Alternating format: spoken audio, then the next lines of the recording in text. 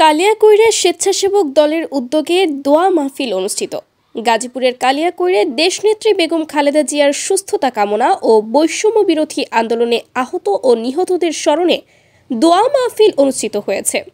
7 জানুয়ারি মঙ্গলবার দুপুরে স্বেচ্ছাসেবক দলের কেন্দ্রীয় কমিটির আন্তর্জাতিক সম্পাদক যুগ্ম সাধারণ পদমর্যাদা মোহাম্মদ সেলিম হোসেনের আয়োজনে তত্ত্বাবধানে উপজেলা ও পৌর স্বেচ্ছাসেবক দলের আয়োজনে উপজেলার পল্লী বিদ্যুৎ এলাকায় এই দোয়া মাহফিল অনুষ্ঠিত হয়।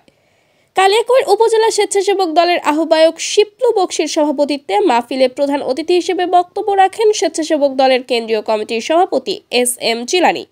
এ সময় আরও বক্তব্য রাখেন কেন্দ্রীয় বিএনপির সদস্য রফিকুল ইসলাম, কালিয়াকৈর উপজেলা বিএনপির সভাপতি সাবেক ভিপি মোহাম্মদ হেলাল উদ্দিন,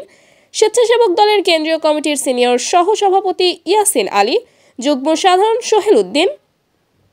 গাজীপুর জেলা স্বেচ্ছাসেবক দলের আহ্বায়ক হাসিবুর রহমান মুন্না, সদস্য সচিব আশরাফ চৌধুরী শাওন সহ আরও অনেকে। এ সময় উপস্থিত ছিলেন পৌর বিএনপির সভাপতি মোয়াসেফ দেওয়ান, পৌর বিএনপির সাংগঠনিক সম্পাদক মোহাম্মদ রেজভী আহমেদ দুলাল, জেলা স্বেচ্ছাসেবক দলের সাবেক সহ সাধারণ সম্পাদক মোহাম্মদ সালাম মণ্ডল, পৌর স্বেচ্ছাসেবক দলের আহ্বায়ক মোহাম্মদ বিল্লাল হোসেন,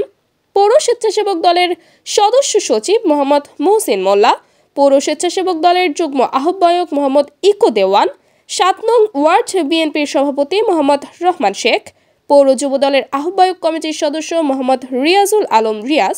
পৌর স্বেচ্ছাসেবক দলের আহ্বায়ক কমিটির সদস্য মোহাম্মদ আবু হানিফ, যুবদল নেতা ক্যাপ্টেন আল মামুম, দেওয়ান পলাশ, শামীম সহ স্বেচ্ছাসেবক দলের কেন্দ্রীয় কমিটির গাজীপুর জেলা, কালিয়াকৈর উপজেলা, পৌর স্বেচ্ছাসেবক দল, উপজেলা বিএনপি এবং অঙ্গ সংগঠনের নেতাকর্মী সহ বহির্বিশ্বের বিভিন্ন দেশের প্রবাসী স্বেচ্ছাসেবক দলের নেতাকর্মীরা।